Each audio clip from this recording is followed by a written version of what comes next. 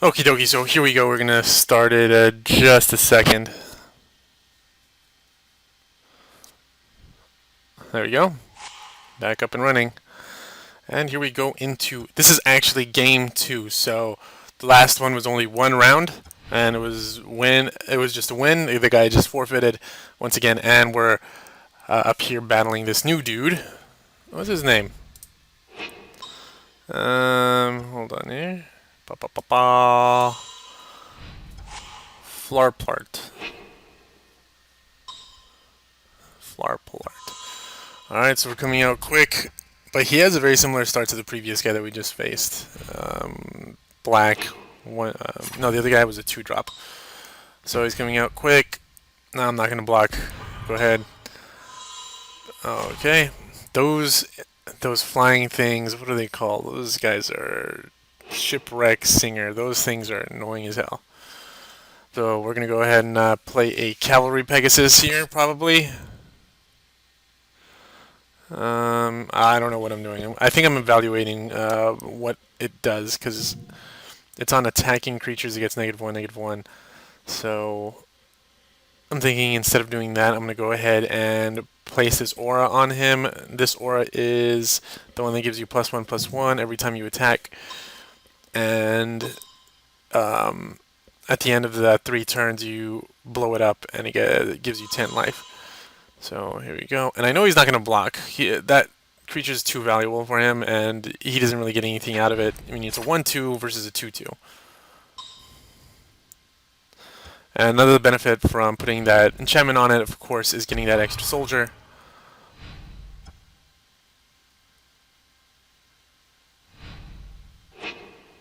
Alright, so I see that he has 3 colors here, and I'm like, this guy's going to be easy.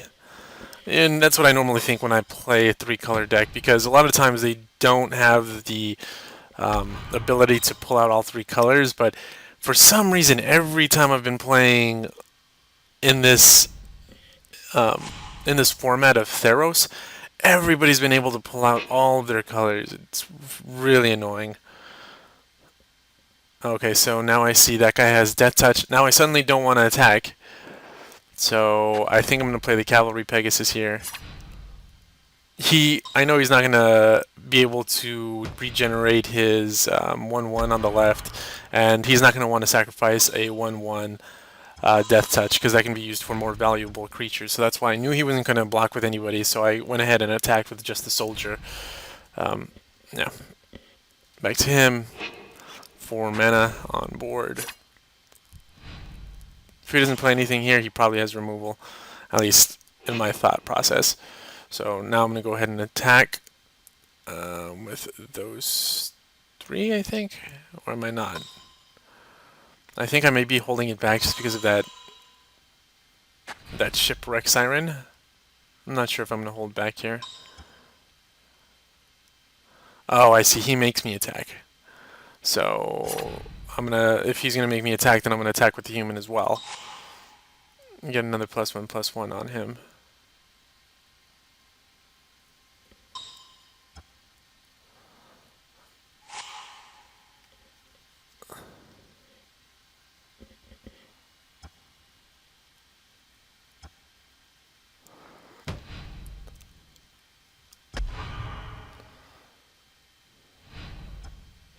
He takes damage. Back to him. 5 open mana. So I think what he's trying to do is he's just trying to power out his shipwreck creature just so that it can do its thing. Okay. What's he targeting? Oh, my little soldier? That's fine. I'm thinking about attacking with anybody else, but if I do, he has his Death Touch guy. So I don't want to do that yet. So that's what this whole pause is for. I'm just thinking about it.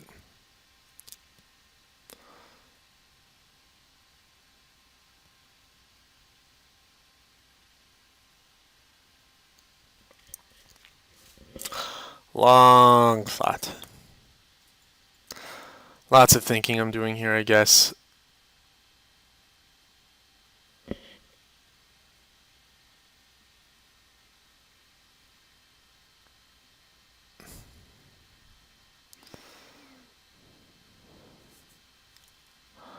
Even I think this is very long. Okay. So I attack with all three? Oh, sure enough, I do. I don't know what my thought process was there.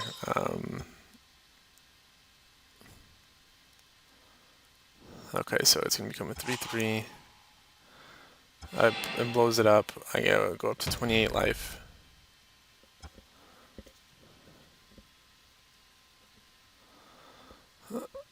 Looking back at this, I don't know why I attacked with those last two guys. Maybe I was afraid that he was going to get rid of my human, so I wouldn't be able to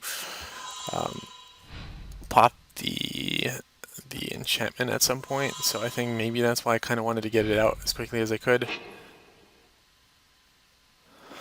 But I give him the horse, and it starts to give me soldiers. There's my first one. Okay, and then he gets his Death Touch guy back, which is incredibly annoying. And if I'm not mistaken, I think I actually lose the first round to this guy, because he seems like he's way ahead. And now I have enough to play my giant.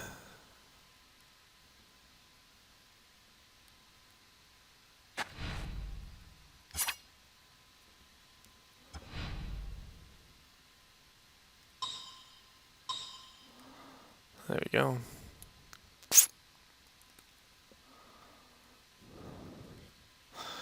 Now, once again, if I didn't have something that pushing out soldiers, if they were just humans, I mean, that horse would be doing an awesome job. And same thing with that Crusader. If it was humans that were popping out instead of just soldiers, this deck would be a lot more devastating. Okay, so now it's a 1-5 with Death Touch, so that really hampers my ability to do much. So now I'm kind of regretting that, giving him that horse. But I am able to do this, 1 damage, and he's not able to regenerate because it does cost 3. And I am not going to attack here, so...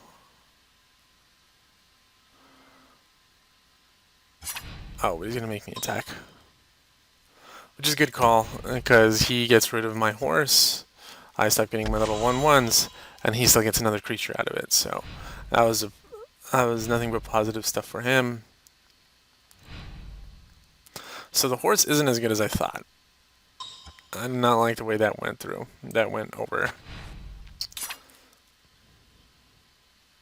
And here's the green version of that enchantment that gives you +1/+1s. I'm not sure if I block here. I'm at 28, so I doubt it. Yeah, and I don't. Okay, and he plays another one of those flying creatures, which I'm incredibly annoyed about, because he is way ahead on the board now. I have 2 1/1s, a 1/3, and I have a possibility of playing a Minotaur, which isn't really going to do much. Because, let's see.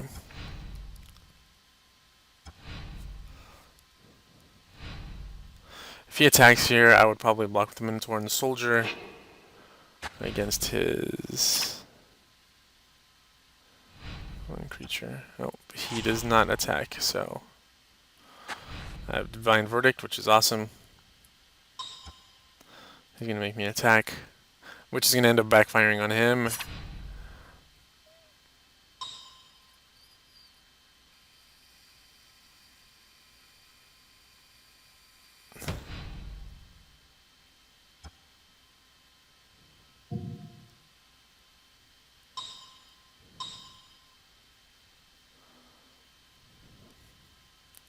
He must have had a oh no, he didn't even have a pump spell. Oh, he was going to do -1, -1, but I mean, regardless of him doing that, he just wasted some mana, because there's no point in him doing the -1, -1. Because regardless, his creature still dies. And I see what he was trying to do, but I don't know if he didn't realize it. His creature's still going to die. So now it seems like we're on a much more even playing field here. Now I have a 4-3. Here I have 2 1/1s and 1/3, or at least things are going in my favor. And then I see this thing, and I'm like, oh hell. I should have saved that Divine Verdict for that creature instead. And this is really stupid of me, because I should have read what happens when it goes monstrous. Because I didn't even realize that if it goes monstrous, it kills every creature on the battlefield.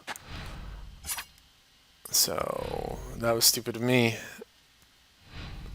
I was more thinking about his ability, which allows me to attack with everything, and him being unable to block with, well, most of his things. So it goes monstrous, kills everything on my battlefield as well as his own, and he has a 7/9 on its own. See, there's me reading it like, oh, destroy all non-Gorgon creatures. Oh, hell. Alright, so I take 7 here, down to 14. And I don't really think I recover, if I recall it correctly. I'm looking for that other Divine Verdict, but I don't think I end up getting it.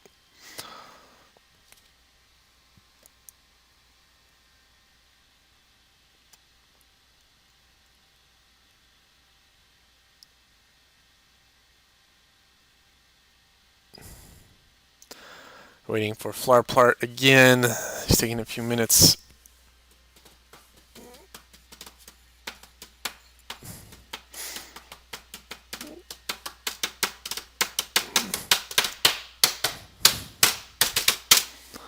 Ah, come on, man!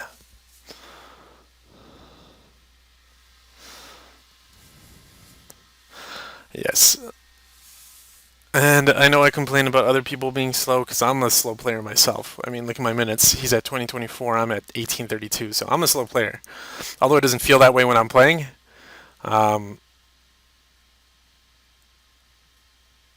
He's really taking his time on this turn. Not sure what he's thinking about. He is tapped out.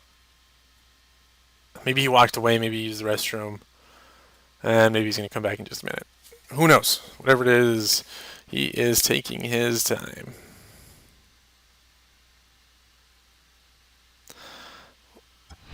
There you go. Back at to me. Okay, so really that doesn't help me at all.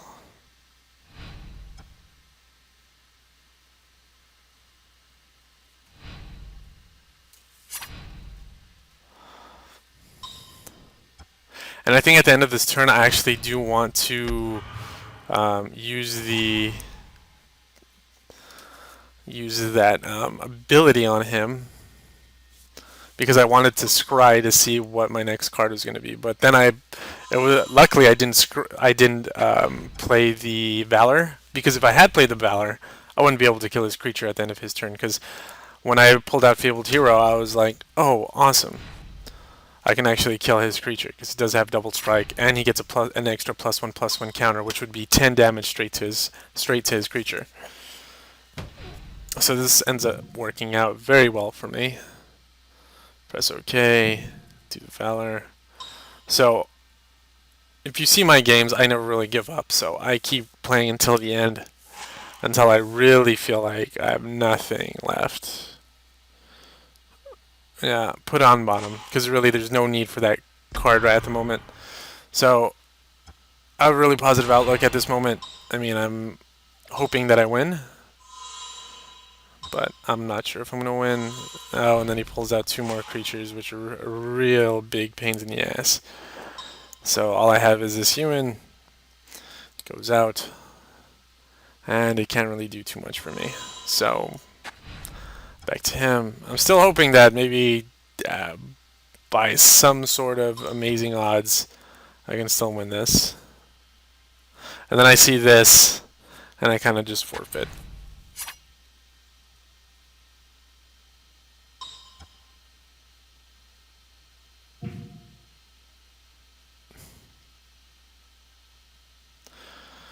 Oh, and I should have sacrificed after I blocked, but I was thinking, well, I don't see a +1/+1 counter on there, so it must not have gone through, but what's dumb of me is it's still on the stack, so it's still going to get a +1/+1 counter regardless if I do it before or do it after. So that was dumb of me. And then I have this, and it doesn't really do anything for me, so I concede game. Because even if I saw what my next card would have been, there's nothing I really could do. I mean, he's going to be attacking, I'm going to have a pump spell, and that's about it. It's not going... I would see what the next card I was going to draw, but seeing what the next card I'm going to draw isn't really going to stop him his next turn from attacking. So that's why I gave up.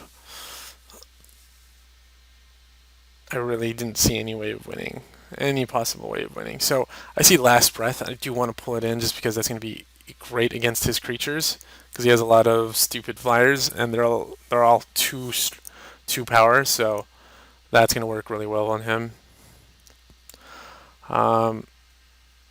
Gift of Immortality might work really well, so I'm thinking about bringing that in as well. So the Crow and Horse did not work well for me, which is why I took it out. I brought in the Last Breath, and I really want to bring in Gift of Immortality. I think that'll help me a lot.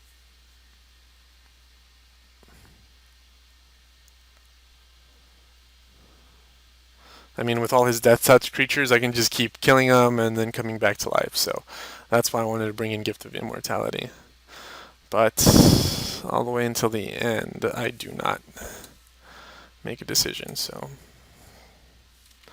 I don't pull it in.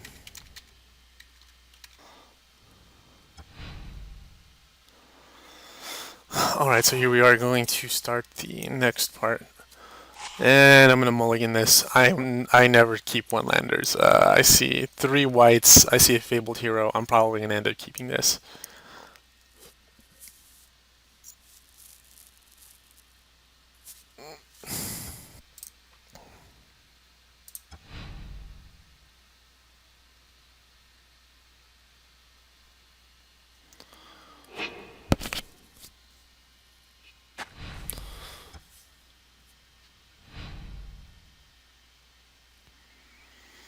So nothing too exciting here. I play a Plains. Back to you.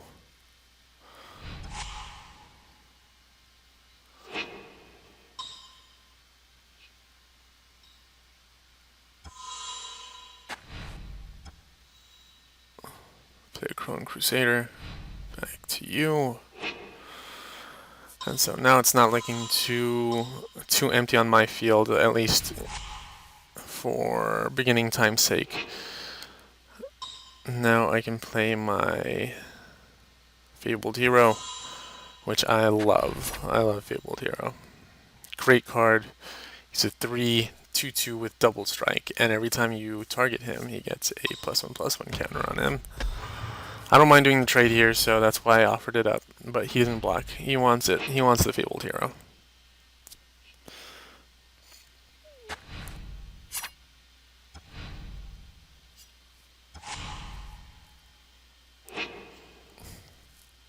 I don't remember if I attack here. I think I'm nervous about the pump spell. I'm thinking about first strike, the double strike Fabled Hero, but I still don't attack because I am nervous for a pump spell. I mean, he had 3 untapped, so I was just thinking he may do a pump, so that's why I didn't end up attacking there, even despite his first strike abilities.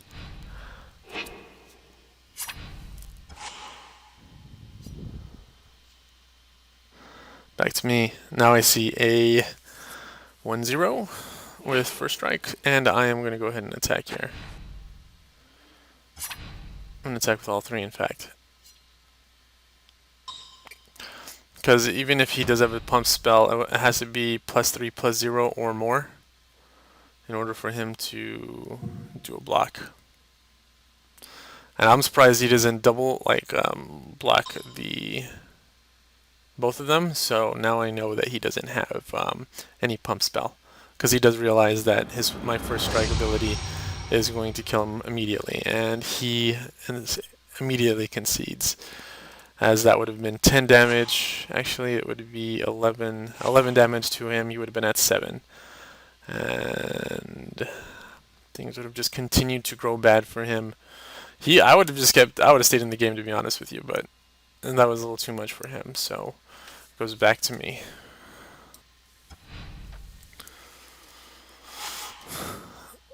Back to me sideboarding anyway. Okay, so I don't really do anything to change my deck, and I go ahead and submit it. And this looks like a good hand to me. I mean, I have the Guardian. Is his name Guardian? I forget. Let me full screen this. I mean, the Crusader, the Akron Crusader, as my first drop, and then I have the Pegasus as my second drop. So I think this is a very good hand, actually. And he has a Scorpion. And we're going to see this game go really quick. In fact, he only has a 1 lander, and that's all he gets the rest of the game.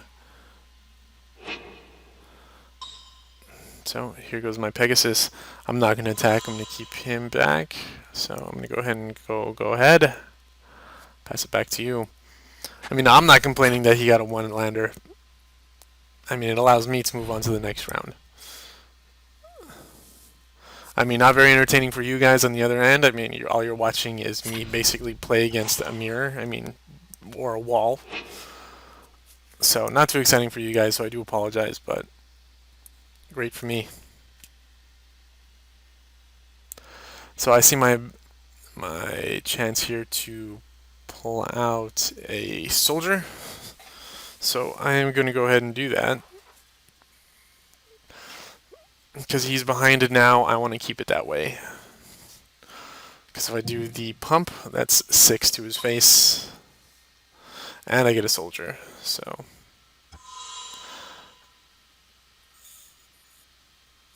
and here I don't mind attacking with all 3. I don't know if I do though.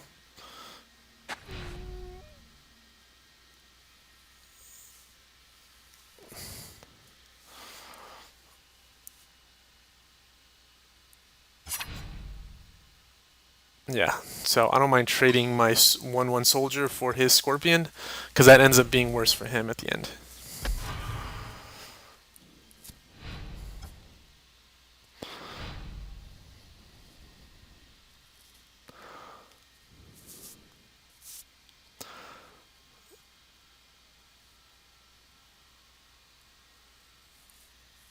So at the bottom right, if you look, he gives me a little sad face. Still no land for him, and with my quick deck, there's really no chance. So he goes ahead and forfeits. And like I told him, I was wondering why he kept a 1 lander. It doesn't make sense.